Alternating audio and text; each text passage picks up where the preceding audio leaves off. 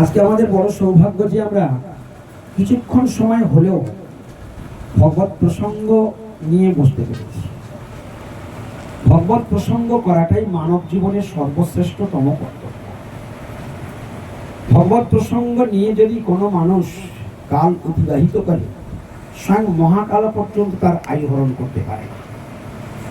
শ্রীমদ্ ভাগবতম বলছে, আয়ুর ভরতি বৈ পুংসাম উত্তম অস্তন চজন অসৌ তস্য রীতে যৎ কননীত উত্তম শ্লোক বার্তা। শ্রীমদ্ ভাগবতমে এমন সুন্দর রত্ন শ্লোক যা কল্পনা। কি বললেন?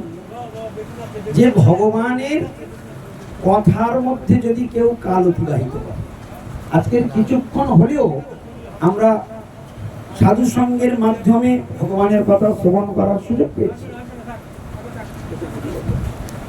সাধু সঙ্গের মাধ্যমে আমরা ভগবানের দিব্য বাণী শ্রবণ করবার সুযোগ পেয়েছি। এখন এই সাধু সঙ্গের কি লাভ রয়েছে, কি প্রয়োজনীয়তা রয়েছে? বলছে, এই সংসারের মানুষ সর্বদাই অল্প আয়ু। ভাগবত বলছেন, প্রায়ণ অল্প আয়ু সভ্য কলহস্মিন যুগে জানা মন্দাসুমন্দ মত মন্দ ভাগ্যায়ু পত্রিকা। কলিযুগের মানুষের আয়ুটা এতটাই ক্ষীণ, এতটাই অল্প। বলছে ভাগবত বলে প্রায়ণ অল্প আয়ু, এরা সর্বতই অল্প আয়ু। সভ্য কলহস্মিন যুগে জানা, এই যুগের জনগণ কলহ অর্থাৎ ঝগড়াতে এক্সপার্ট হবে। আজ থেকে ৫,৫০০ বছর আগে ব্যাসদেবজি কলম দিয়ে দিয়েছেন যে এই যুগের মানুষ আর কিছু পারুক আর না পারুক, ঝগড়াতে খুব এক্সপার্ট হবে। এখানে কলিও ঢুকে গিয়েছে, এখানে ডিস্টার্ব করছে।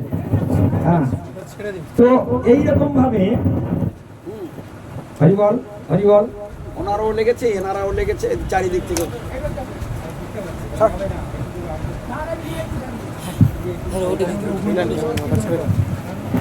হরিবল হরে কৃষ্ণ। যখন ভগবানের কথা হয় না, তখন কলি ভগবানের কিরকম স্বভাব হবে, কিরকম চরিত্র হবে, কিরকম তাদের জীবনধারা হবে, ব্যাসদেবজি শুরুতেই কলম দিয়ে দিয়েছেন।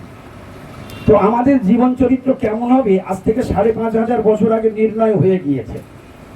আমরা এখন সেটা শুনবো, দেখি আমাদের সঙ্গে মেলে কিনা, কি দেখি না। বলছে প্রায়ণ অল্প আয়ুষ মানে কি? এই কলিযুগের জনগণের আয়ু হবে অত্যন্ত অল্প।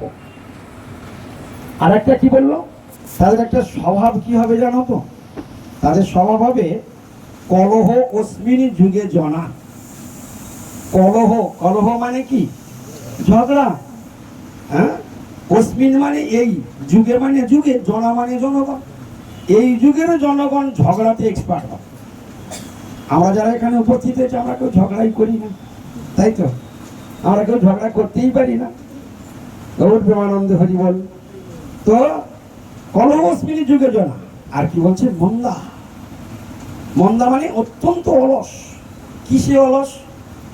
কিসে অলস? বলে হরি ভজনে অলস, কর্মে অলস নয়। কর্মে অলস, ভোরবেলা বিছানা থেকে উঠবে আর রাত্রি ১০টা-১১টা পর্যন্ত কোথায় টাকা আছে পাগলের মতো, গাধার মতো খাটবে, গাধার মতো রোজগার করবে। ওদিকে অলস নয়। তুমি শুধু একটু হরিনাম শুনতে যেতে বলো, একটু সাধু সঙ্গে ভাগবত কথা, কখন যাবো বলো, সময়ের অভাব খুব। গৌর প্রেমানন্দে হরি। হ্যাঁ, সঙ্গে সঙ্গে ৩ নম্বর হাত বের করে দেবে, অজু হাত বের করে দেবে। এই জন্য ভাগবত বলেই দিয়েছেন মন্দা। এরা হরি ভজনে অত্যন্ত অলস হয়ে যায়। অলস হবে, এরা সব করবে কিন্তু হরিনাম, হরিকথা, হরিভজন করবে। আর কি বললেন? ৪ নম্বর, সুমন্দমতয়। সুমন্দমতয়।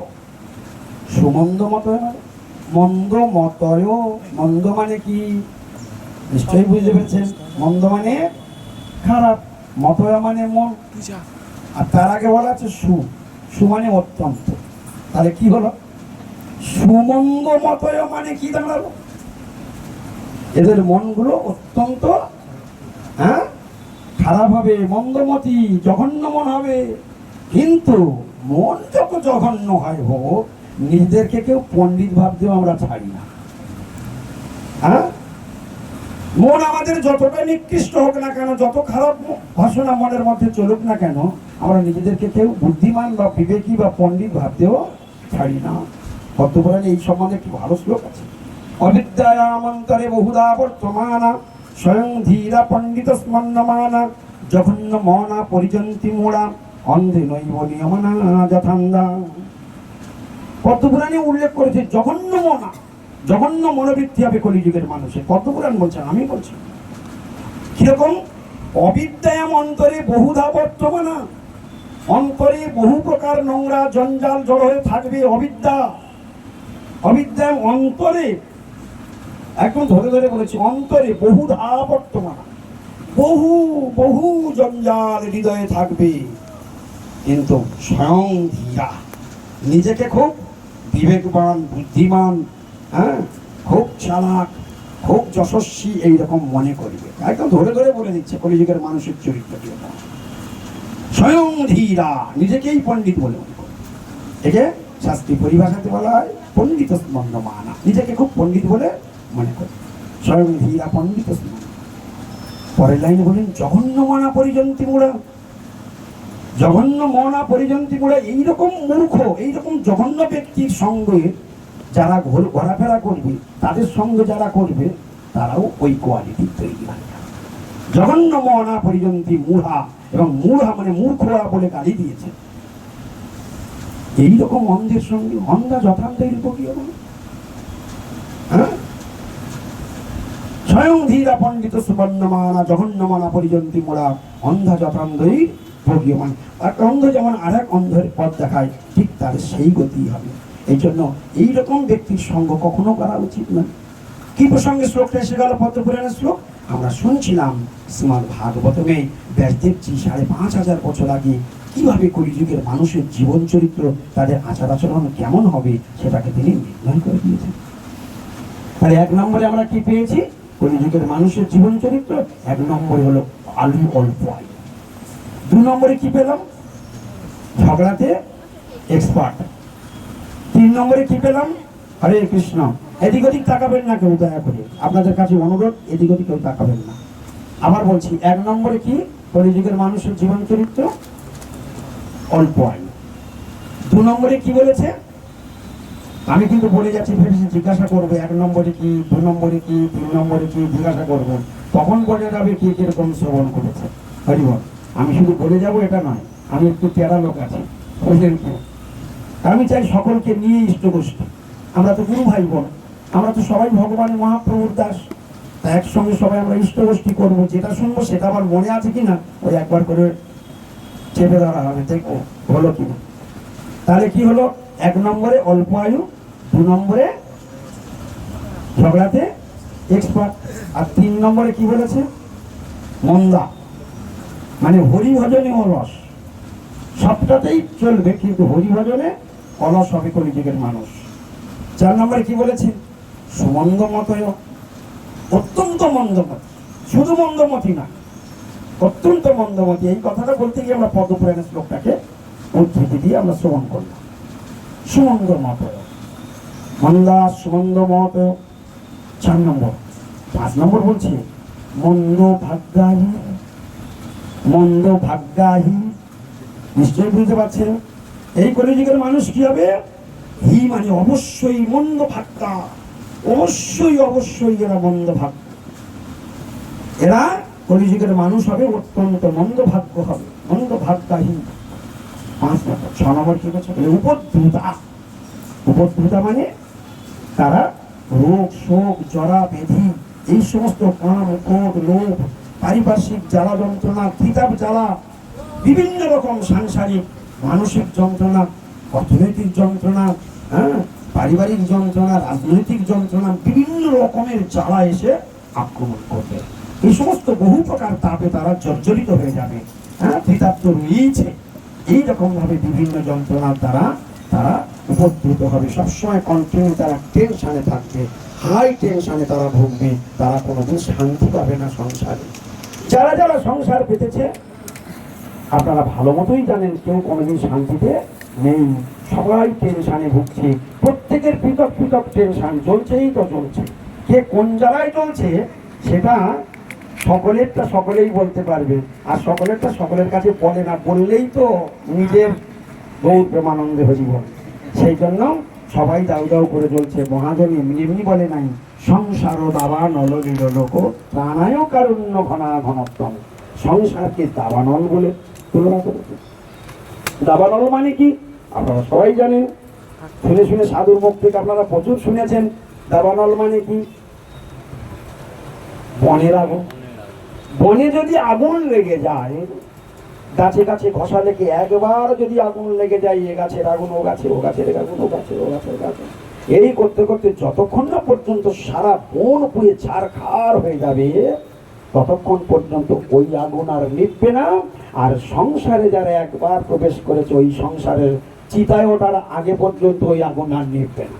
বলে চিতায় উঠলে কি আগুন নিভে যাবে? বলে না, ওটা একটুখানি কিছুক্ষণের জন্য হালকা একটুখানি দিলীপ হলো বটে, সে শুরু হলো, এখানে শেষ ওখানে শুরু। বলে কি শুরু হলো? বলে যেখানে মরে চিতায় উঠলো, ওই যে যৎক্ষণাৎ মরে গেল তৎক্ষণাৎ এখান থেকে সোজা জমালয়ে চলে গেল, ওখানে বিচার মারপিট শুরু হয়ে গেল। আপনারা খবর রাখেন সব কথা? এত সোজা নয়, পালাবার পথ নাই, সব জানি, পালাবার পথ নাই, জম আছে পিছে। কই জমকে তো আমরা দেখতে পাই না। বলে কে দেখতে পাই? বলে অজামিল দেখতে পেয়েছে, অজামিল জমকে দেখতে পেয়েছিল, আপনারা দেখতে পাবেন না। যারা ভগবানের চরণে আশ্রয় নিয়ে ভজন করবেন, জমের সঙ্গে তাদের দেখা হবে না, ভালো করে জেনে রাখুন। কিন্তু হরি ভজন না করলে দেখা আপনার হবেই হবে। বলে যমদূতকে, বলে যমদূত হচ্ছে ওরা ভগবানের একটা রূপ। এখন ভগবান বলছেন এসো আমার কাছে, এসো আমাকে কীর্তন শোনাও, আমার সেবা করো, হ্যাঁ আমার ভজন করো, তুমি তোমার জীবনটাকে ধন্য করে নাও, চলো তুমি আমার সন্তান, আমি অমৃত আর তুমি আমার পুত্র, অমৃতস্ব পুত্র তোমরা, তোমরা কেন এই সংসার বিষ পান করবে?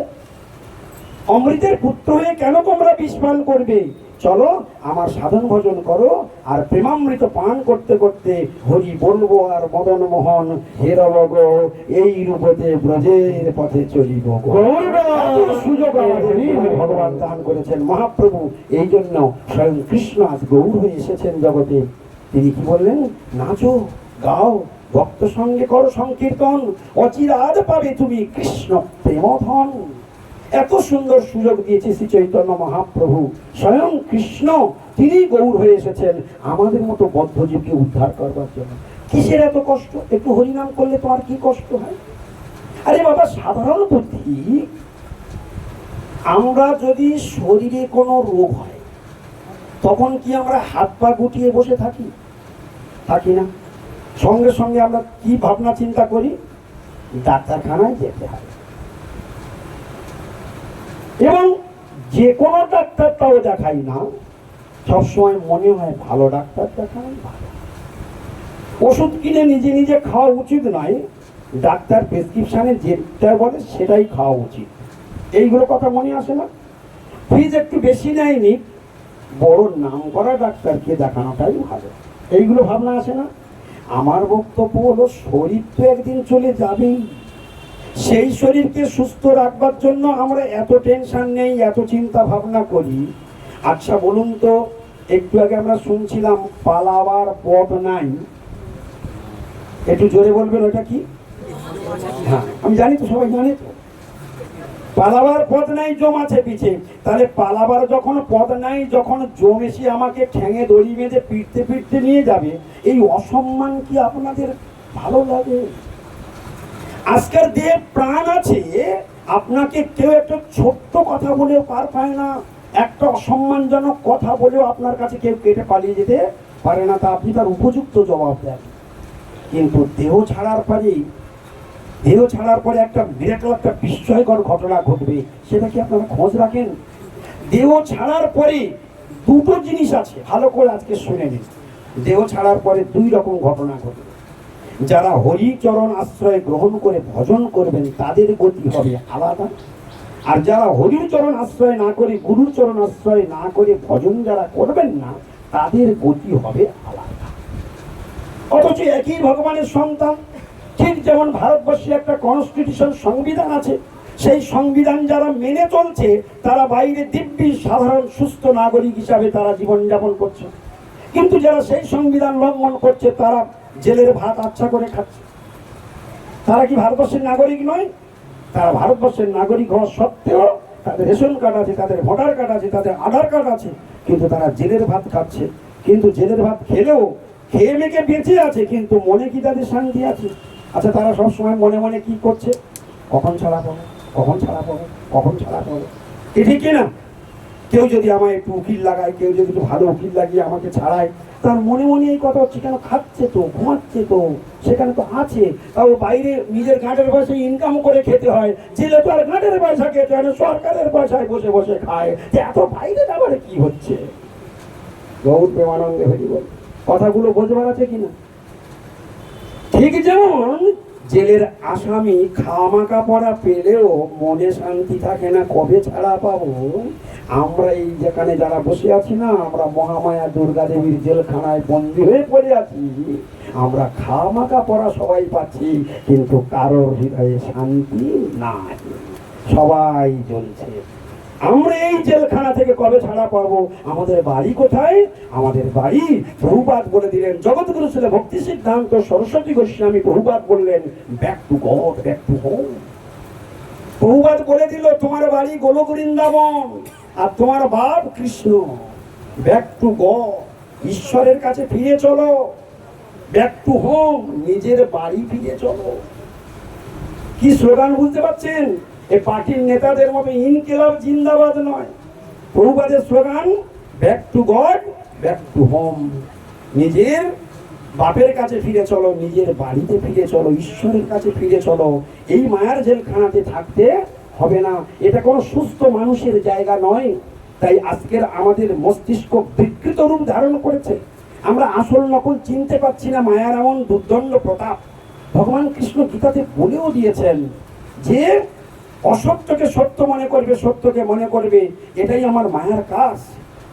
সত্যকে অসত্য মনে করাবে আমার মায়া, আর অসত্যকে সত্য মনে করাবে আমার মায়া। সে প্রসঙ্গে তিনি বলেছেন, দৈবী হিরেতা গুণময়ী মম মায়া দুরাজ্ঞা মাময় যে প্রপদ্যন্তে মায়া মেতাং তরন্তিতে। কৃষ্ণ তারস্বরে ঘোষণা করে দিয়েছেন, সাবধান, দৈবী হিরেসা গুণময়ী মম মায়া দুরাজ্ঞা, আমার মায়া বড় দূরতিক্রম্য, একে কেউ অতিক্রম করতে পারে না। তুচ্ছ মানব তো দূরের কথা, দেবতারা পর্যন্ত মায়াকে টপকাতে পারে না। ব্রহ্মাজি পর্যন্ত মায়ার জালে ফেসে গেল, ভগবানের গোধন চুরি করে ফেললো। হ্যাঁ, ইন্দ্রদেব ভগবানের আশীর্বাদে তিনি ইন্দ্র পদ লাভ করলেন, তথাপি তিনি ভগবানের উপরে পরীক্ষা চালিয়ে দিলেন, ভগবানের উপরে চালিয়ে দিলেন। এই যে ঘটনাগুলো, এগুলো থেকে শিখতে হবে আমাদের যে মায়ার এত বলবতী, এত শক্তিশালী। তো দেবতারা যেখানে মায়ার হাত থেকে ছাড়া পায় না, তুচ্ছ মানব সেখানে মায়ার সঙ্গে কি করে তারা জয়লাভ করতে পারে? বিভু মায়া শনে পরাজিত সব, কেমনে জানিবে তোমার বৈভব? জানলো কি করে? বলে সাধু শাস্ত্র বাক্য জানিয়া শুনিয়া তোমার চরণ। তাই সাধু সঙ্গ পাওয়া এত সোজা কথা নয়। আজকের যেখানে আমরা সাধু সঙ্গ করতে পারছি, ভগবত প্রসঙ্গ করতে পারছি, চর্চা করতে পারছি, এটা আমাদের কাছে অনেক বড় ভাগ্যের কথা। ভাগবত একটি শ্লোক বলছে, তুলায়াম লবে না ন স্বর্গং ন পুনর্ভব। ভগবত সঙ্গী সঙ্গস্য মত্তাং কিমুতা আশিস। কি অপূর্ব কথা! শুনবেন, মন দিয়ে শুনবেন, এক সেকেন্ড জন্য মনটা অন্যদিকে নিয়ে যাবেন না, তাহলে যেটুকু মন অন্যদিকে চলে যাবে ওইটুকুই আপনার আয়ু হরণ হবে। আর যতক্ষণ আপনি ভগবানের কথার মধ্যে মনটা ডুবিয়ে রাখতে পারবেন, স্বয়ং মহাকাল পর্যন্ত আপনার আয়ু হরণ করতে পারবেন। কথাটা শুনলেন বটে, কিন্তু অনুভবে আসলো না। আবার বলছি, খুব মূল্যবান যে শ্লোকটা প্রথমে শুরু করেছিলাম। কি বলছেন? এই সংসারে আমরা যেখানে যারা বসে আছি, সবাই একবার একটু দাঁড়িয়ে উঠুন। হরিবল। শ্রীকৃষ্ণ চৈতন্য প্রভু নিত্যানন্দ, শ্রীকৃষ্ণ চৈতন্য প্রভু নিত্যানন্দ, শ্রী অদ্বৈত গদাধর শিবাসাদি গৌর ভক্তবৃন্দ। সবাই বসে যান, নিজের নিজের আসনে বসে যান সবাই। সবাই বসে যান, নিজে নিজে আসলে বসে যান, বসে যান। হরি বল।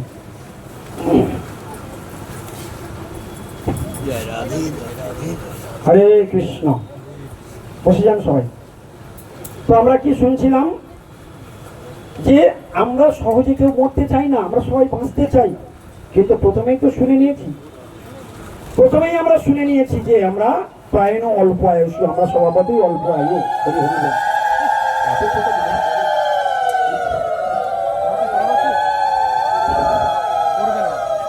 হরি বল। বসুন প্রভু, বসে যান। হরে কৃষ্ণ। বসুন বসুন বসুন।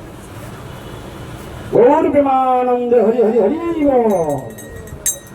আমরা সহজে কেউ মরতে চাই না, আমরা সবাই বাঁচতে চাই। কিন্তু বাঁচারও একটা কৌশল আছে। ভাগবত যেটা আমরা শুরু করেছিলাম শ্লোকটি বলছে, আয়ুর হরতি বৈ পুংসাম উদ্যান অস্তঞ্চ জনসৌ তস্য হৃতে যৎক্ষণমিত উত্তম শ্লোক বার্তায়া। দেখুন, আজকে যারা ভগবানের কথা শ্রবণ করবার জন্য এখানে এসেছেন এই অনুষ্ঠানে, আপনারা কত বড় ভাগ্যবান, একটুখানি মন দিয়ে শুনলেই বুঝতে পারবেন। ভগবত প্রসঙ্গের মধ্যে কাল কাটানো, এটা যে কত বড় একটা ভাগ্যের পরিচয়, সেটা সাধু সঙ্গে না শুনলে বুঝতে পারবেন না। আমরা তো কিছু জানি না, কিছু বুঝতেই পারি না। কারা জানবে, কারা বুঝবে? বলে যারা সাধুদের দিব্যদ্রষ্টা পুরুষের সঙ্গ করে তারা কিছু না কিছু অনুভব করতে পারবে। দিব্যদ্রষ্টা পুরুষের সঙ্গ করলে তবে আপনার অনুভব আসবে। আপনি নিজে নিজে বাজার থেকে কোনো গ্রন্থ পড়ে, গীতা পড়ে, ভাগবত পড়ে, রামায়ণ কিনে আলমারি ভর্তি করে রেখে দিলেও কোনো দিন আপনি শাস্ত্রের মর্ম বুঝতে পারবেন না। শুধু পড়েই যাবেন, কিচ্ছু বুঝতে পারবেন না।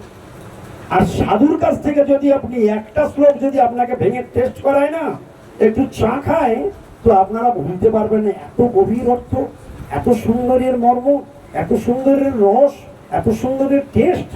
এই জন্য যদি কোনোদিন হরিকথা শুনতে হয়, যদি কোনোদিন গীতার শ্লোক আস্বাদন করতে হয়, ভাগবতের শ্লোক আস্বাদন করতে হয়, শাস্ত্রের রত্ন রত্ন শ্লোকগুলো যদি আস্বাদন করতে হয়, তো সাধুদের কাছ থেকে শোনাটাই হয়।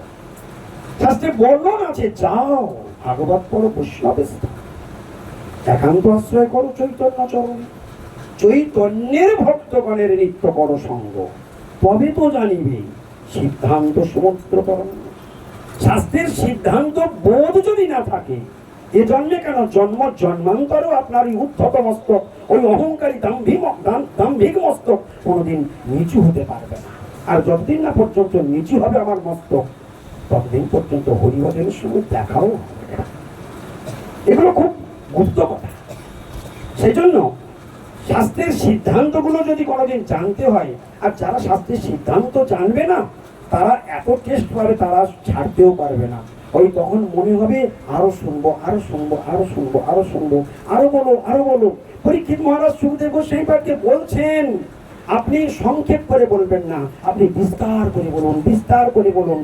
আমার সংক্ষিপ্ত শুনে আমার আশা মিটছে না, আপনি বিস্তার করে বলুন।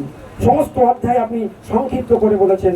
যখন দশম অধ্যায়ে, দশম স্কন্ধে যখন কৃষ্ণলীলা বর্ণন শুরু করছেন, তখন বলছেন প্রত্যেক অধ্যায়ে, প্রত্যেক স্কন্ধে আপনি সংক্ষেপ করে বলেছেন। এই দশম স্কন্ধে এই ভগবান কৃষ্ণের মহিমা আপনি কোনো সংক্ষেপ করবেন না, কৃপা করে আপনি বিস্তার করে বলেন, বিস্তার করে। ঠিক এইরকম ভাবে সৌনক মুনি 60,000 ঋষির পক্ষ থেকে শুধু গোস্বামী পাঠকে এরকম বলেছিলেন, বয়ম তুনা বিদ্যিব্যাম উত্তম শ্লোক বিক্রমে যচ্ছিন্নতাং রসজ্ঞানাং সাধু সাধু পদে পদে। কি বললেন? দেখো, ভগবানের কথা শোনার কিরকম লোভ দেখুন। এই শ্লোকটা শুনলেই জানতে পারবো ভগবানের কথা শোনার লোভ যদি কারোর হয়। কেউ যদি শুধু তিলক লাগবে না, মালা লাগবে না, ঝোলা লাগবে না, কেউ যদি শুধু ভগবানের কথা শুনবার জন্য যার লোভ আছে, তার ভাগ্য যে কত বড় জায়গায় চলে যাবে সেটা আমি ভাষায় বর্ণন করে বোঝাতেও পারবো না। ভগবানের কথা যদি শুধু কেউ নিরন্তর শ্রবণ করার কারোর অভিলাষ থাকে, অর্থাৎ কৃষ্ণ কথায় রুচি যার, সেই ভাগ্য। যার কৃষ্ণ কথায় রুচি হলো না, তার ইহকাল গেল, পরকাল তার দুকাল। এই জন্য কৃষ্ণ কথার মধ্যে যে টেস্ট আছে, যা সুধা আছে, তা কল্পনারও অতীত। সেই জন্য এই জিনিসগুলোকে আমাদেরকে বুঝতে হবে। ভাগবতের অর্থ যদি বুঝতে হয়, শাস্ত্রের অর্থ যদি বুঝতে হয়, তাহলে কার কাছে শ্রবণ করা উচিত? ওদিকে তাকাবেন না, আমার দিকে তাকান। ওদিকে দেখলে কোনো লাভ হবে না, কথা তো কানে যাবে না। ভাগবতের অর্থ যদি বুঝতে হয় কাদের কাছে যেতে হবে? আপনার ছেলেটাকে লেখাপড়া শেখানোর জন্য যে কোনো মাস্টারের কাছে ভর্তি করেন, যে কোনো স্কুলে ভর্তি করেন, তখন ভালোটাই তো খোঁজেন। তো শাস্ত্রের সব কথা যদি শিখতে হয় তো যে কোনো লোকের কাছে শোনা উচিত। তাহলে কাদের কাছে শোনা উচিত? যারা নিজের জীবনে প্র্যাকটিক্যালি শাস্ত্রের সিদ্ধান্তগুলোকে নিজের জীবনে আচরণ করছেন, তাদের কাছ থেকে যদি আপনি শোনেন তাহলে প্র্যাকটিক্যালটা সিদ্ধান্তটা আপনি পাবেন। সেই সিদ্ধান্তগুলোকে আমাদেরকে জানতে হলে সাধু সঙ্গ করতে হবে। তো সেইখানে পরিষ্কার ঘোষণা করে দিচ্ছেন, আয়ুর হরতি বৈ পুংসাম উদ্যন অস্তঞ্চজন অসৌ তস্য হৃতে যৎক্ষণনিত উত্তম শ্লোক বার্তায়া। যারা ভগবানের দিব্য বাণী শ্রবণ করবেন তাদের আয়ু স্বয়ং মহাকাল পর্যন্ত নষ্ট করতে পারে। খুব ভালো করে শুনবেন, লাভটা দেখুন। আজকে এখানে বসেছেন, আমরা 2 ঘন্টা এখানে ভগবানের কথা শুনতে বসেছি। খুব মন দিয়ে শুনবেন, আমার দিকে তাকাবেন। কি লাভ আছে? কেন শুনবো হরিকথা? কেন শুনবো? লাভে লোক লোহা বয়, বিনা লাভে কেউ তুলাও বয়। কথাটা ঠিকই তো। তা লাভে লোক লোহা বয়, বিনা লাভে কেউ তুলাও বয় না। তাহলে আমরা আজকে এখানে যে হরিকথা শুনতে বসেছি, এখানে কি লাভ আছে? লাভটা দেখবেন। যা লাভ আছে, হরি কীর্তন শ্রবণ করলে, প্রসঙ্গ করলে যে লাভ হয় তা কোটি জন্মেও শেষ করা যায় না। সে ফল কোনোদিন নষ্ট হয় না। এরকম ভাগবতে, শ্রীমদ্ ভগবদ গীতাতে কৃষ্ণ স্বয়ং ভগবান বলেছেন। তো আমি কটা বর্ণন করব। শাস্ত্রের অসংখ্য সিদ্ধান্ত রয়েছে। হরিকথা কেন শুনবো?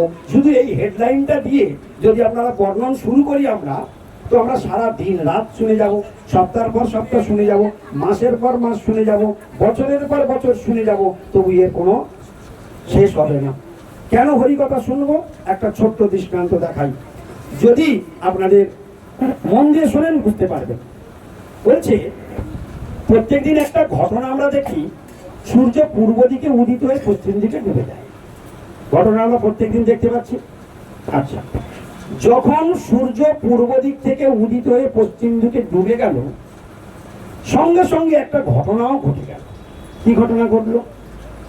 যেদিন আমি জন্মগ্রহণ করেছি সেই দিন এখানে আমার রিটার্ন টিকিটের ডেটটাও কৃষ্ণ ছেপে পাঠিয়ে দিয়েছে। রিটার্ন টিকিটের ডেট নিশ্চয়ই বুঝতে পেরেছেন, আপনার চালাক লোক।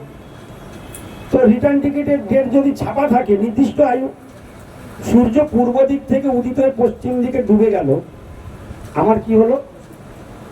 আয়ু থেকে একদিন কমে গেল। ভাগবত বলছেন, আয়ুর হরতি ওই পুংসাম উদ্যন অস্তন চজন অসৌ। অর্থাৎ সূর্যদেব পূর্ব দিক থেকে উদিতে পশ্চিম দিকে ডুবে গেল, আর সঙ্গে সঙ্গে আমার জীবনের থেকে একদিন আয়ু নষ্ট হয়ে গেল। কিন্তু তার পরের লাইনে কি বলছে শুনলে আপনারা অবাক হয়ে যাবেন, চমকে উঠবেন। কেন সাধুরা আজকের ভগবানের দিকে দৌড়াচ্ছে? কেন তারা সংসারের মায়া পরিত্যাগ করে স্ত্রী পুত্র পরিজনকে তাদের মোহজালে ফেঁসে না গিয়ে কেন তারা ভগবানের চরণ আশ্রয় গ্রহণ করেছে? দেখবেন, বলছে, তস্য হৃতে যৎক্ষণ অনিত উত্তম শ্লোক বার্তায়া। উত্তম শ্লোক বার্তায়া, উত্তম শ্লোক ভগবান শ্রীকৃষ্ণের আর এক নাম হলো উত্তম শ্লোক। বার্তা মানে কথা। তাহলে উত্তম শ্লোক বার্তায়া মানে কি দাঁড়ালো? ভগবানের কথা।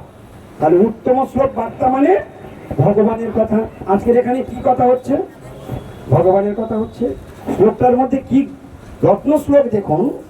বলছে, প্রত্যেক দিন আয়ু তো ক্ষয় হয়ে যাচ্ছে, একদিন একদিন করে সূর্য পূর্ব থেকে পশ্চিমে ঢলে পড়লো, আবার একদিন করে সকলের আয়ু চলে যাবে।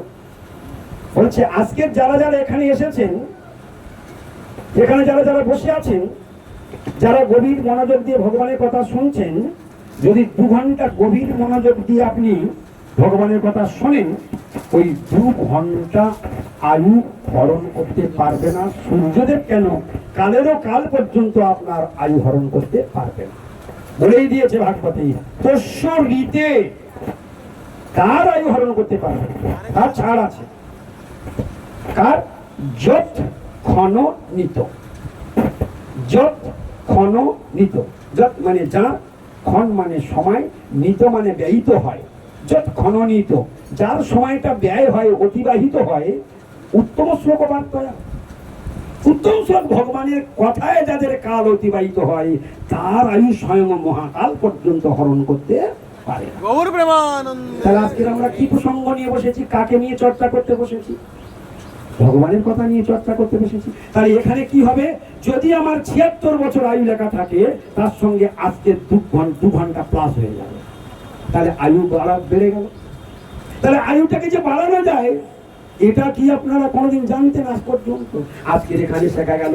আমরা সবাই বেশি দিন বাঁচতে চাই কিন্তু আয়ু বাড়ানোর কৌশল আমরা জানি না। আয়ুকে কমানো যায়, আয়ুকে কমানো যায়, হু হু করে আয়ু কমিয়ে নেওয়া যায়। বলে কিরকম ভাব? বলে শাস্ত্রে যা যা নিষেধ করেছে সেইগুলো ভালো করে করবেন, শাস্ত্রে যেগুলো নিষেধ করা আছে ওইগুলো আচ্ছা করে করবেন। হু হু করে আপনি প্রত্যেকদিন নেশা করবেন, কি প্রত্যেক দিন আপনি অসৎ পথে অসৎ কার্য পাপ কার্য নিরন্তর করে যাবেন, আয়ু হু হু কমে আসবে। গৌর প্রেমানন্দ। তাহলে এখানে হরি কীর্তন করার হরি কীর্তন না করার দুটোর তফাৎ একটু বোঝা গেল। এবার চলুন, হরি কীর্তন করলে একটা দেখলাম আয়ু বেড়ে যায়, বলে আর কি হয় হরি কীর্তন করলে? আর কি হয় হরি কীর্তন করলে? শাস্ত্রের বাণীগুলো বলছে ভগবানের কথা কীর্তন করলে যৎ কীর্তনম যৎ স্মরণম যদীক্ষণম যৎ বন্দনম যৎ শ্রবণম যৎ অরহণম লোকস্য সদ্যবিদ নীতি কলমসম তস্মৈ সুভদ্রশ্রবসে নমো নমঃ। দেখুন কিরকম সুখদেব গোস্বামী পাদ ভগবানকে বন্দনা করতে গিয়ে কিরকম প্রণাম করে কত সুন্দর যশের কথা গাইলেন, আর সাথে সাথে আমাদেরকেও পর্যন্ত সাবধান করে দিলেন। যদি একথা তোমরা শুনতে পারো, যদি তোমরা বুঝতে পারো, তোমরা নিজেদের জীবনে যদি এটাকে হৃদয়ে ধারণ করতে পারো, তোমাদেরও ভাগ্য গড়ে যাবে, এতে কোনো সন্দেহ নেই। যদি কেউ কি বলছে, সুখদেব গোস্বামী পাদ বলছেন ভগবানকে বন্দনা করছে, যৎ কীর্তন যৎ কীর্তন যার কথা কীর্তন করে, যৎ কীর্তনং যৎ স্মরণং যাকে স্মরণ করে। কত দয়ালু ভগবান! আপনার এখন মুখে বলবার শক্তি আছে, জিহ্বা ভক্তি নভক্তি কষ্টি অহো জনানাং বসনাভিমুখম। কি দুর্গতি এই মানুষের! এখন জিহ্বা ভক্তি অর্থাৎ জিহ্বার বলার ক্ষমতা আছে, বলবে না, ও আন কথা বলবে, অন্য কথা বলবে, দুষ্ট কথা বলবে, নোংরা কথা বলবে, অসৎ কথা বলবে, খামাখা পড়ার কথা বলবে, বিষয়ের কথা বলবে, নাতিপুতির কথা বলবে, কিন্তু একবার ভুল করে কৃষ্ণ বলবে না। এতগুলো কথা বললে পাপ বৃদ্ধি পাবে, আর কৃষ্ণ বললেই এক মুহূর্তে সব পাপ ধ্বংস হয়ে যায়। তাহলে ভগবানের কথাতে পাপ আদি চলে যায়, শুধু একটা একটা করে শুধু পাপ চলে যায়। আরো যে কত লাভ আছে আমরা একটা দেখে এসেছি একটু আগে, আয়ু কি করে বেড়ে যায়। তাহলে ভগবত প্রসঙ্গ করলে কি হয়ে যায়? তাহলে আয়ু বাড়ানো যায় কিনা কি বুঝতে পারেননি? কি করলে আয়ু বেড়ে যায়? ভগবত প্রসঙ্গ করলে, সাধু সঙ্গে নিরন্তর ভগবানের সঙ্গে জুড়ে থাকলে আয়ু বৃদ্ধি পায়। তার আর কি কি বিষয় আছে? সুখদেব গোস্বামী পাদ বলছেন যৎ কীর্তনং, হরিবল কথা বলো না, যৎ কীর্তনং যার কথা কীর্তন করলে, যৎ স্মরণং যাকে স্মরণ করলে, যৎ ঈক্ষণং যাকে দর্শন করলে, যৎ বন্দনং যাকে বন্দনা করলে, যৎ শ্রবণং যার কথা শ্রবণ করলে, যদ অর্হণম যাকে পূজা করলে, লোকস্য সদ্য বিদুনতি কলমসং। একদম ধরে ধরে বলে দিল, লোকস্য সদ্য যৎক্ষণাৎ শ্রবণ করবে, যৎক্ষণাৎ স্মরণ করবে, যৎক্ষণাৎ পূজা করবে, যৎক্ষণাৎ বন্দনা করবে, যৎক্ষণাৎ তার সঙ্গে কোনো না কোনো ভাবে যুক্ত হবে, লোকস্য সদ্য বিদুনীতি কলমসং। বিদুনীতি মানে ধৌত হয়ে যায়, কলমসং মানে পাপরাশি, সঙ্গে সঙ্গে তার পাপরাশি ধ্বংস হয়ে যায়। আচ্ছা বলুন তো, পাপ থাকলে কোথায় যায়? পাপ করলে কোথায় যায়? সব জানে, চুপ করে বসে আছে। পাপ থাকলে কোথায় যায়? জমালয় যায়, নরকে যায়। কিন্তু যারা প্রত্যেক দিন সাধুরা ভগবানের নাম পূজা পাঠ কীর্তন নিয়ে যারা নিরন্তর, এত ভাগবত বলে দিয়েছে না যে এগুলো করলে বিদুরতি কলমসং, সঙ্গে সঙ্গে পাপ ধ্বংস হয়ে যায়। তস্মৈ সুভদ্রশ্রবসে নমো নমঃ। সেই সর্বমঙ্গলময় পরমেশ্বর ভগবানকে আমি পুনঃ পুনঃ নমস্কার করি, পুনঃ পুনঃ প্রণাম করি। তাহলে ভগবানকে বন্দনা করে প্রণাম করলেন সুখদেব গোস্বামী পাদ, এইরকম মহিমা কীর্তন করলেন। তাহলে ভগবানের কথা কীর্তন করলে সমস্ত পাপ আদি ধ্বংস হয়ে যায়। শুধু তাই নয়, আরো ভাগবতের বহু জায়গায় বলছে নষ্ট প্রায় অভাদ্রেশ নিত্যং ভাগবত সেবয়া। যারা প্রতিদিন সাধু সঙ্গে নিরন্তর ভাগবত কথা রস সুদারস পান করেন, নষ্ট প্রায় অভদ্রেশু, তাদের হৃদয়ের জঞ্জাল, অভদ্র মানে জঞ্জাল, অভদ্রেশু জঞ্জালের রাশি, নষ্ট প্রায়শু নষ্ট হয়ে যায়, নষ্ট প্রায়শু অভদ্রেশু নিত্যং ভাগবত সেবয়া। ভগবতী উত্তম শ্লোকে ভক্তির ভবতী নৈষ্ঠিকী, ধীরে ধীরে তার পাপরাশি স্তীমিত হয়ে যায় এবং ধীরে ধীরে তার ঊর্ধ্বগতি লাভ হয়ে যায়। গীতাতে ভগবান বললেন যে সাংতু অন্তগতং পাপম জনানাং পুণ্যকর্মানাম তে দ্বন্দ্বমোহ নির্মুক্তা ভজন্তে মাং বীরপ্রতা। যখন আপনি সাধু সঙ্গে নিরন্তর জুড়ে থাকবেন, ভগবানের কথা শুনবেন, এই জন্য সারাদিনে যাই করি না কেন আমাদের একটা জিনিস মাথায় রাখতে হবে, হরিকে নিয়ে সংসার করতে হবে। হরিকে বাদ দিয়ে সংসার করা মূর্খতা ছাড়া আর কিছু নয়। হরিকে বাদ দিয়ে সংসার করা মানে নিজের পায়ে নিজে কুড়ুল মারা। হরিকে বাদ দিয়ে সংসার করা মানে আত্মহত্যা করা। হরিকে বাদ দিয়ে সংসার করা মানে অমঙ্গলের আখড়ায় বাস করা। হরিকে কখনো বাদ দেওয়া উচিত নয়। শাস্ত্রে এইভাবে আমাদেরকে সাবধান করছেন, সততং স্মর্তব্যং বিষ্ণু বিস্মর্তব্য ন জাতুচি। একদম ধরে ধরে বলে দিল, সাবধান করে দিল। এরপরে যারা সাবধান হবে না, কেউ বলবে না আপনাদের জন্মদাতা পিতা মাতা জন্ম দিয়ে ছেড়ে দিয়েছে, কিন্তু আপনাকে উদ্ধারের দরজা দেখাতে পারেনি আজও পর্যন্ত। যে পিতামাতা সন্তানদের জন্ম দিয়ে উদ্ধার করে গোবিন্দের চরণ পর্যন্ত পৌঁছে দিতে পারে, সে হলো প্রকৃত পিতা, প্রকৃত মাতা। দেখুন ভাই, সন্তান কিন্তু শুকরেও জন্ম দেয়, সন্তান কিন্তু কুকুরেও জন্ম দেয়, সন্তান কিন্তু খুব নিম্ন জাতির পশুরাও কিন্তু সন্তান জন্ম দেয়, কিন্তু তাতে কোনো লাভ নেই। সেই পিতা, সেই প্রকৃত মাতা যে তার সন্তানকে ভগবানের চরণ পর্যন্ত পৌঁছে দিতে পারে, সেই হলো আসল পিতা। সেই রকম পিতা মাতা ভাগ্যে পেলে, অনেক অনেক ভাগ্য থাকলে, পূর্ব জন্মের সুকৃতি থাকলে, তবে এইরকম পিতা মাতার কাছে আসা যায়, এইরকম ভক্ত মায়ের গর্ভে জন্মগ্রহণ করবার সৌভাগ্য লাভ হয়, যদি আপনার পূর্ব জন্মের সুকৃতি থাকে। এত সোজা নয় ভক্ত মায়ের ঘরে জন্মগ্রহণ করা, অনেক বড় ভাগ্য থাকলে তবে হবে। আর যে সমস্ত মায়েদের ছোট ছোট বাচ্চা ভক্ত ঘরে যারা জন্মগ্রহণ করেছিল, তারা ছোটবেলা থেকে তার মা কোলে থেকেই তাকে স্তনপান করাবে, তখন তাকে কৃষ্ণ নাম গাইতে গাইতে স্তনপান করে, তার কানে কৃষ্ণ কথা বলছে। তখন সে মায়ের গর্ভে থাকবে, তখন তার মা তুলসী পরিক্রমা করবে, বলবে হরি হরয়ে নম, কৃষ্ণ যাদবায় নম, যাদবায় মাধবায় কেশবায় নম। মায়ের গর্ভে রয়েছে, মা তুলসী পরিক্রমা করছে, আর গর্ভে শিশু শুনছে। দেখুন, হরিনাম তার গর্ভেই চলে গেল, কত বড় ভাগ্য। কিন্তু যদি আপনি বৈষ্ণব মায়ের কাছে না আসতে পারেন, বৈষ্ণব পিতার কাছে না আসতে পারেন, তাহলে আপনার কেউ কৃষ্ণ নাম শোনাবে না। সারাদিন মা যে সমস্ত অসৎ কথা মুখ থেকে উচ্চারণ করবে, সেই অসৎ কথাগুলো গর্ভের শিশুগুলো সব শুনছে। গতকাল আমরা নৃসিংহদেবের আবির্ভাব তিথি গেল, সেই নৃসিংহদেবের আবির্ভাব কার জন্য হলো? প্রহ্লাদ মহারাজ। সারা ত্রিভুবন তার নাম জানে। সেই প্রহ্লাদ মহারাজ কোথায় শিখলেন এত বড় ভাগবত তত্ত্ব জ্ঞান? কোথা থেকে তার এত বড় ভক্তির জন্ম হলো? মায়ের গর্ভে ছিলেন, নারদমুনির আশ্রমে ছিলেন। নারদমুনি প্রত্যেক দিন ভাগবত কথা বলতেন, আর কয়াদুর গর্ভে প্রহ্লাদ মহারাজ প্রত্যেক দিন ভাগবত কথা শুনতে শুনতে টোটাল 18,000 শ্লোক সমন্বিত শ্রীমদ্ ভাগবতমের গুরু অর্থ, একেবারে শুদ্ধ সার অর্থ জিষ্ট তার হৃদয়ের মধ্যে একেবারে বসে গেল। আর মহাভাগবত রূপে দ্বাদশ মহাজনের অন্যতম হয়ে জগতে দেখা দিলেন। সেই প্রহ্লাদ মহারাজ কোথায় থেকে হলো? সেই মায়ের গর্ভ থেকে। আমরা এরও প্রমাণ পাই যে অভিমন্যু যখন মায়ের গর্ভে ছিলেন, তখন তার পিতা অর্জুন সুভদ্রাকে চক্রব্যূহ ভেদের কাহিনী শোনাচ্ছিলেন। সুভদ্রা একদিন বায়না ধরেছে, জেদ ধরেছে, তুমি তো দ্রোণাচার্যের সর্বশ্রেষ্ঠ শিষ্য, আর যত শিষ্য আছে সবার থেকে তোমাকে বেশি স্নেহ করে, তাই তার নিজের পুত্র অশ্বত্থামাকে এই চক্রব্যূহ ভেদের বিদ্যাটা না শিখিয়ে কেবলমাত্র তোমাকেই দিয়েছে।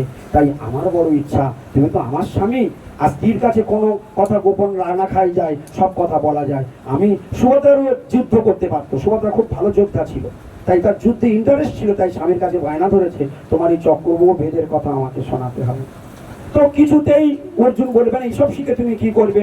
কিন্তু স্ত্রীরা যখন খুব জেদি হয়ে যায় না, তখন স্বামীদেরকে হার মানতে হয়। তো শেষ পর্যন্ত অর্জুন বলে ঠিক আছে আর কি করবো, শোনো। তো দুজনে রাত্রে শয়ন করেছে, বলে যাচ্ছে, অর্জুন বলে যাচ্ছে, সুভদ্রা শুনে যাচ্ছে। পুরো চক্রব্যূহ ভেদের কাহিনী, অভিমন্যু মায়ের গর্ভে থাকলেন, সুভদ্রা শুনছেন, মা জেগে আছে, অভিমন্যু পুরো কাহিনীটা শুনলেন, চক্রব্যূহ ভেদের কাহিনী, কিভাবে ভেদ করে প্রবেশ করতে হয় সেটা পুরো শিখে নিলেন। এবারে যখন বেরিয়ে আসবার কথাটা বর্ণন করছেন, নির্গমনটা বলছেন অর্জুন, ততক্ষণে সুভদ্রা ঘুমিয়ে পড়েছে। আর যৎক্ষণাৎ ঘুমিয়ে পড়েছে, অভিমন্যু মায়ের গর্ভে ঘুমিয়ে পড়েছে। এখন যেদিন এইরকম ভয়ঙ্কর দিন এলো, একমাত্র চক্রব্যূহ ভেদ একমাত্র অর্জুন ছাড়া আর কেউ জানত না। সেই দিন বিধির চক্রে অর্জুন সুদাঙ্গার সঙ্গে যুদ্ধ করতে করতে বহুদূর নিয়ে চলে গেছে রথ নিয়ে। আর সেই দিনই জয়দ্রথ চক্রব্যূহের দাঁড়ি হয়েছে। শিবের কাছে ওর একদিনের জন্য বর ছিল যে আমি একদিনের জন্য, শিবের কাছে বর চেয়েছিল আমি একদিনের জন্য যেন পঞ্চপাণ্ডবকে পরাজিত করতে পারি। শিবজি বললেন হবে না, 4 জনকে তুমি একদিনের জন্য পরাজিত করতে পারবে, কিন্তু 5 জনকে দিতে বলতে পারবো না। অর্থাৎ অর্জুনের কাছে তুমি পারবে না, আমি 4 জনের জন্য বর দিতে পারি। শেষকালে জয়দ্রথ না পেরে বললেন ঠিক আছে তাই দেন। তো একদিনের জন্য 4 জন পাণ্ডবকে সে হারাবার বর পেয়েছিল কার কাছে? শিবের কাছে। আর যেদিন চক্রব্যূহ রচনা হয়েছিল সেই দিন দাঁড়ি করে রাখা হয়েছিল জয়দ্রথকে। আর কৃষ্ণ অর্জুনকে নিয়ে বহুদূর চলে গেছিল, সেদিন আর ফিরে কুরুক্ষেত্রের রণাঙ্গনে আসতে তার সময় হবে না, ততক্ষণে সন্ধ্যা হয়ে যাবে, যুদ্ধ বিরতির শঙ্খ বেজে উঠবে। এমতো অবস্থায় যুধিষ্ঠির মাথায় হাত পড়ে গেছে, আজকে যে চক্রব্যূহ ভেদ করে যুদ্ধ রচনা করেছেন দ্রোণাচার্য, আজকে যদি অর্জুন নেই, মানে আজকের আমরা বন্দী হয়ে যাব, আজকে যুদ্ধ শেষ হয়ে যাবে, আমরা হেরে যাব। এই জন্য এত চিন্তায় পড়েছে। এমন সময় অভিমন্যু এসে জ্যেষ্ঠ তাত যুধিষ্ঠির মহারাজকে বললেন, হে তাত, আমি কিন্তু চক্রব্যূহে ভেদ জানি। যুধিষ্ঠির মহারাজ অবাক হয়ে জিজ্ঞাসা করলেন, তুমি কি করে শিখলে? তুমি কি করে চক্রব্যূহ ভেদ জানলে? তখন সেই পুরো ঘটনাটি বললেন। এইরকম এক সময় এইরকম ঘটনা ঘটেছিল। পিতা এই যুদ্ধের কাহিনী বর্ণন করছিলেন, আমি তখন মায়ের গর্ভে ছিলাম। তখন পিতা বলছিল, আর আমি মায়ের গর্ভে শুনতে শুনতে এই চক্রব্যূহ ভেদ শিখেছিলাম, কিন্তু বেরোনোর রাস্তাটা আমি আর জানি না। তখন যুধিষ্ঠির মহারাজ বললেন, ঠিক আছে তবে তাই করো, তুমি চক্রব্যূহ ভেদ করো, আর আমরা 4 জন মিলে তারপরে একসঙ্গে আক্রমণ করে ওই চক্রব্যূহ ছিন্ন ভিন্ন করে দেবে। তুমি চিন্তা করো না, তুমি শুধু ভেদ করে যাও। বলে সেই দিনের জন্য অভিমন্যু চক্রব্যূহ ভেদ আরম্ভ করলেন, ছত্রভঙ্গ করে দিলেন। এমন বীভৎস যুদ্ধ করছেন, শেষ পর্যন্ত তাকে মারবার জন্য 70 রথী মিলে তাকে আক্রমণ করে অন্যায় যুদ্ধে তাকে মারলেন। এদিকে প্রাণপণে 4 জন পাণ্ডব যুদ্ধ করছেন, আর ওদিকে চিৎকার করছেন, জ্যেষ্ঠ তাত বাঁচাও বাঁচাও। কিন্তু সেদিন তো আর কিছু করার নেই। তুমি তো রাখিবে যারে, খেতারে মারিতে পারে, তবু ইচ্ছা সদা বলো। ভগবান যদি কাউকে মারবো বলে, কেউ তাকে রাখতে পারবে না। আর ভগবান যদি কাউকে রাখবো বলে, কেউ তাকে কোনোদিন মারতেও পারবে না। রাখে হরি, মারে কে? মারে হরি, রাখে কে? তাই বিধির নির্বন্ধন অনুসারে 70 রথীর হাতে মৃত্যু হলো অভিমন্যুর। এই কথাটি শ্রবণের অর্থ কি দাঁড়ালো? তাহলে এই আপনারা কথা বলছেন কেন ওখানে? এই 70 রথীর দ্বারা মূল্য সব ঘটনা আমরা দেখলাম, শুনলাম, বুঝলাম, কিন্তু মূল তত্ত্ব মায়ের গর্ভেই শিখলেন অভিমন্যু, মায়ের গর্ভেই শিখলেন ভক্তশ্রেষ্ঠ প্রহ্লাদ মহারাজ। আজকের এই জগতের মায়েদের কাছে সন্তানগুলো, প্রত্যেকে মা, প্রত্যেকে বাবা চায় সন্তান তৈরি হোক, কিন্তু আজকের সন্তান না তৈরি, সব শয়তান তৈরি হচ্ছে, যার জন্য প্রত্যেকটা পিতামাতা তার সন্তানের যারা জ্বলে পুড়ে মরছে। কোনো সন্তান তার পিতামাতাকে শান্তি দিচ্ছে না। 99.99% সন্তান, আমি গ্যারান্টি দিয়ে বলতে পারি, পিতামাতাকে সম্মান দেয় না, তাকে আদর করে না, তাকে প্রণাম করে পর্যন্ত যায় না। এরকম সমাজ এসেছে কেন? জড়বিদ্যার শিক্ষার অহংকারে তারা স্ফীত হয়ে উঠছে। ভক্তিবিনোদ ঠাকুর বললেন, জড়বিদ্যা যত মায়ার বৈভব, তোমার ভজনে বাধা, অনিত্য সংসারে মোহ জনমিয়া জীবিকে করো এই গাধা। সেই গাধা হয়ে সংসারের বোঝা বহিনী অনেক ভালো, বার্ধক্যে এখন শক্তির অভাবে কিছু নাহি লাগে ভালো। যে যত জড়বিদ্যা অর্জন করবে তার তত অহংকার বাড়বে, যার যত ডিগ্রি লাভ হবে সে তত ল্যাজ লম্বা হবে, আর সে তত দাম্ভিক এবং অহংকারী হয়ে যাবে। কিন্তু ওই অবস্থায় যদি কোনোদিন কোনো ভাগ্যে সাধুর সঙ্গে দেখা হয়ে যায়, সাধুর কাছে যদি হরিকথা শ্রবণ করে, ওই বিদ্যার অহংকার চুরচুর হয়ে যাবে, ওই বিদ্যার অহংকার টিকবে না। ঠিক এসব কাশ্মীরি দিগ্বিজয়ী পণ্ডিত যখন সারা পৃথিবীব্যাপী দিগ্বিজয় করে যখন ভারতবর্ষে নদিয়ার বুকে মহাপ্রভুর কাছে যখন আসলেন, মহাপ্রভু সেই দিগ্বিজয়ী পণ্ডিতকে বিদ্যার অহংকার চূর্ণ করে দিলেন।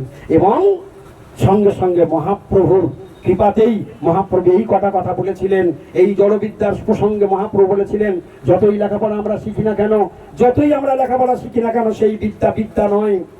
আমরা ইট কাঠ পাথরের বিদ্যা শিখি। আমরা আজকের বাবা মা লেখাপড়া শেখাচ্ছেন কেন? উদ্দেশ্য আপনাদের ভালো নয়। প্রত্যেকটা পিতামাতার লেখাপড়া শেখানোর উদ্দেশ্য ভালো নয়, নোংরা উদ্দেশ্য। এরা শুধু ছেলে মেয়েকে মানুষ করছে, ও কি করে খাবে যদি চাকরি বাকরি না পায়। আজকালকার দিনকাল খুব ভয়ঙ্কর। এই জন্য পাগলের মতো লেখাপড়া শেখাচ্ছে, যেন বাবা মা হয়ে গেছে সহিস আর ছেলে মেয়েরা হয়েছে ঘোড়া। মারো চাবুক, ও 80 নাম্বার পেয়েছে, তোমাকে 90 তুলতে হবে। ও 90 পেয়েছে, তোমাকে 92 তুলতে হবে। ওকে হারলে হবে না। মারো চাবুক, আরো পড়ো, আরো পড়ো, আরো পড়ো। এই হচ্ছে সমাজ। বলে আমার পরমারাধ্যতম গুরুদেব এই কথা বলেন, আমার গুরুদেবের ভাষা আমি বলছি। ইনি বলেন, বর্তমান জড়জাগতিক বিদ্যা পেট পোষা বিদ্যা, অর্থকরী বিদ্যা, অর্থাৎ অর্থ ইনকাম করবার জন্য লেখাপড়া শিখছে, কি করে খাবে তার জন্য লেখাপড়া শিখছে, মনুষ্যত্ব অর্জন করবার জন্য নয়, ভক্তি অর্জন করবার জন্য নয়। তাহলে উদ্দেশ্যটা সম্পূর্ণ গৌণ। তাহলে আজকাল সমাজের প্রত্যেকটা বাবা মার চিন্তাধারা কোথায় দাঁড়িয়ে আছে? ও এই চাকরি করবে, এই বিদ্যা শিখে ও কোনো না কোনো একটা চাকরি করে রোজগার করবে, নিজের পায়ে দাঁড়াবে। এটা বাবা মার চিন্তা ভাবনা হয়েছে। অর্থকরী বিদ্যা পেট পোষা বিদ্যা। আর মহাপ্রভু দিগ্বিজয়ী পণ্ডিতকে পরাজিত করে কি বললেন? লোকে পড়ে কেন? কৃষ্ণ জানিবারে, যদি কৃষ্ণ নাহি জানে তো সে বিদ্যায় কি করে। ওই বিদ্যার কানা করেও দাম থাকবে না যদি কৃষ্ণ ভক্তির জন্ম না হয়। তার লেখাপড়ার কোনো দাম থাকে না যদি কৃষ্ণ ভক্তি লাভ না করা হয়। অর্থাৎ তরকারিতে তুমি যতই মশলা দাও না কেন, শুধু লবণটা না দিলে সেটা যেমন মুখে দেবার যোগ্য নয়। আর লেখাপড়া তুমি যতই শেখো না কেন, ডিগ্রি অর্জন করো না কেন, যদি ধর্মের বীজ ওর মধ্যে না থাকে, ওটা পুরো লবণবিহীন তরকারির মতো হয়ে গেল, ওর কোনো দাম থাকে না। এটা জেনে রাখতে হবে। সেই জন্য মহাপ্রভু দিগ্বিজয়ী পণ্ডিতকে পরাজিত করে তার বিদ্যার অহংকারকে চূর্ণ করে দিলেন। এবং এই কথা বলেছিলেন, কি কি লোকে পড়ে কেন? কৃষ্ণ জানিবারে, যদি কৃষ্ণ নাহি জানে তো সে বিদ্যায় কি করে। সেই সে বিদ্যার ফল জানিহ নিশ্চয়, কৃষ্ণ পাদ পদ্মে যদি চিত্ত বৃত্ত হয়। আমার চিত্ত যদি গোবিন্দের চরণে নিবিষ্ট হয়ে যায়, আর আমার বলতে যা কিছু আছে, বিত্ত ধন সম্পদ টাকা পয়সা ছেলে মেয়ে সব যদি গোবিন্দের চরণে সঁপে দিতে পারি, তাহলে জানবো যে আমার জীবন সার্থক হলো, আমার চাকরি সার্থক, আমার ইনকাম সার্থক, আমার বাড়ি সার্থক, আমার মনুষ্য জীবন লাভ করা সার্থক হলো। আমি সবাই বাবা মা হয়েছি, সন্তান জন্ম দিয়েছি, আমিও সন্তানকে গোলক পাঠিয়ে ছাড়বো। আমি যাব, আমার স্ত্রী যাবে, আমার সন্তান যাবে, সবাই একসঙ্গে হরি ভজন করতে করতে কৃষ্ণের সংসার বানিয়ে সবাই গুরুদেবের চরণ আশ্রয় গ্রহণ করে হরি কীর্তন করতে করতে ভগবানের ভোগ লাগিয়ে প্রসাদ পাবো, আর সোজা গোলকে পথে যাত্রা করব, হরি বলবো আর মদন মোহন হেরাব গো, এই রূপেতে ব্রজের পথে চলিব। বাঞ্ছা কল্পতরুভ্যশ্চ কৃপা সিন্ধু বৈবচ পতিতানাং পাবনেভ্যো বৈষ্ণবেভ্যো নমো নমঃ। হরে কৃষ্ণ।